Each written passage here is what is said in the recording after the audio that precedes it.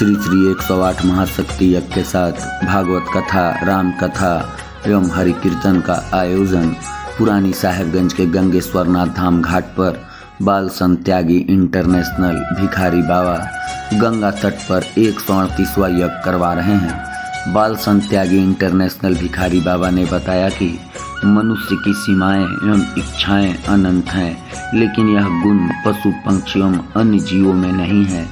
मनुष्य जीवन के दो मुख्य तत्व हैं, पहला कर्म की स्वायत्तता एवं दूसरा चिंतन की स्वतंत्रता।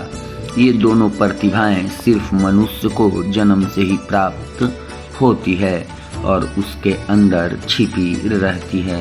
वृंदावन धाम से पधारे कान्हा कृष्ण तिवारी ने ग्राम पुरानी साहेबगंज के गंगेश्वरनाथ धाम घाट में चल रही 7 दिवसीय संगीतमय श्रीमद् भागवत कथा के चौथे दिन कहा कि मनुष्य जब सत्य को ढूंढने के लिए निकलता है तो उसे भक्ति अपने अंदर ही मिल जाती है। भागवत कथा हमारे भीतर छिपे गुणों को जागृत करती है। भागवत कथा ऐसा संवाद है जो कि मनुष्य के लिए अपने आप को सत्य का मान कराने वाला है। उन्होंने कहा कि भागवत कथा श्रवण मात्र से हृदय में ऐसी भावनाएं समाहित होती है जिससे व्यक्ति मन, वाणी एवं कर्म से प्रभु में लीन हो जाता है। धर्म जगत में जितने भी योग, यज्ञ, तप एवं अनुष्ठान आदि किए जाते हैं, उन सब का लक्ष्य भगवान की भक्ति पाना होता है। आचार्य गोपाल कृष्ण सांडिल ने कहा कि मनुष्य के सारे भटकाव भागवत कथा से कम हो जाते हैं और उसे सहज रूप में ईश्वरीय मार्ग प्राप्त होता है।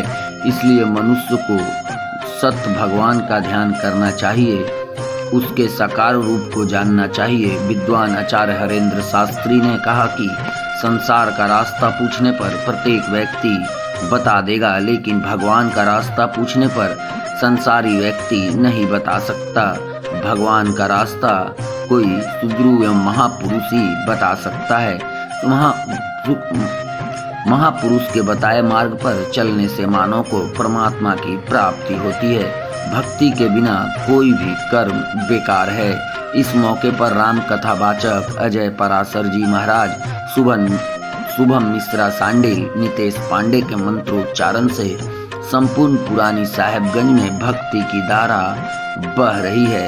यज्ञ को सफल बनाने में वार्ड पार्षद कौशल किशोर ओझा, उमेश ओझा, राजीव ओझा, संजय पांडे, नितेश ओझा, विवेक ओझा, आदित्य भूषण ओझा, अनुज ओझा, विवेकानंद ओझा, धीरंजन ओझा समेत समस्त ओझा टोली की जनता लगी हुई है।